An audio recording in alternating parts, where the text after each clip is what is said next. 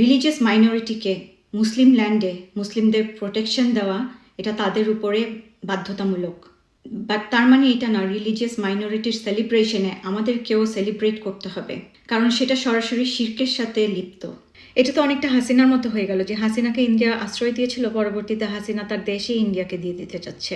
অথবা কিছু মুভি আছে না যেখানে গুন্ডাদের হাত থেকে একজন নায়িকাকে বাঁচায় এবং পরবর্তীতে নায়িকা তারই সাথে প্রেগনেন্ট হয়ে যায় ওই রাতেই। আমরা যদি আমাদের ভ্যালিউজ এবং প্রিন্সিপালে অটল থাকি, মানুষ আমাদেরকে বেশি রেসপেক্ট করবে, আল্লাহ আমাদেরকে বেশি ভালোবাসবে।